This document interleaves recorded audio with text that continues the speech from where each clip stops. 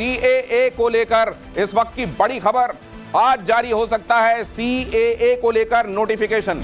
गृह मंत्रालय आज जारी कर सकता है नोटिफिकेशन।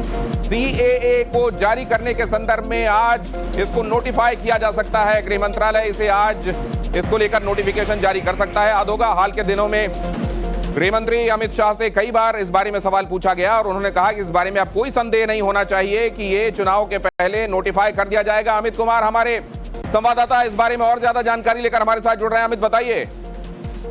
ये देखिए, टाइम्स नाउ पे सबसे बड़ी खबर यही है कि सीए को लेकर गृह मंत्रालय नोटिफिकेशन जारी कर सकता है और इस बात की जानकारी हमारे editor in chief Navika Kumar के साथ इंटरव्यू में खुद गृह मंत्री ने कहा था कि चुनाव से पहले हर हाल में सीए देश में लागू होगा और इसको लेकर किसी को कोई भ्रम नहीं पालना चाहिए। और आज ये खबर आ रही है कि आज शाम या देर रात तक ये सीए के जो नोटिफिकेशन है, यानी कि जो नियम कानून होंगे, किस तरह से लागू होंगे, क्या क्या उसमें जरूरी चीजें करनी होंगी, वो पूरे जो नियम कानून से लेके उसका नोटिफिकेशन जारी हो जाएगा और इसके बाद वो पूरी तरह से लागू हो जाएगा।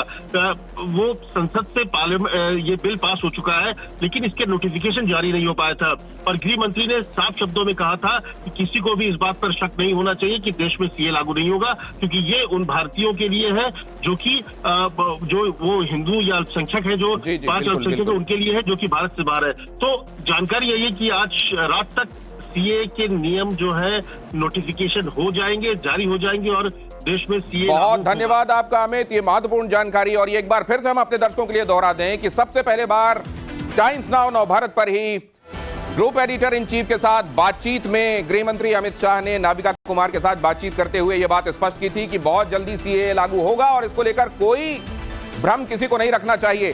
क्या किस तरीके से लागू होगा, नोटिफिकेशन में क्या क्या मेंशन है, ये भी हम आपको बताएंगे। लेकिन फिलहाल आपको लिए चलते हैं अगली खबर की तरफ। पीएम मोदी का दिल्ली एनसीआर को मेगा गिफ्ट क्या मिला है वो मैं आपको बताऊंगा, लेकिन उससे पहले अमित शाह इस बारे में क्या कह रहे हैं, सीएए को लेकर उन्होंने क्या कहा है, वो आपके सामने रख रहा हूं। इसका नोटिफिकेशन निश्चित रूप से हो जाएगा और चुनाव से पहले के बाद पहले ही होगा। चुनाव के पहले ही सीए को अमल में आना है, इसमें किसी को कंफ्यूजन रखना नहीं है। यह भी कांग्रेस पार्टी के नेताओं का वादा है।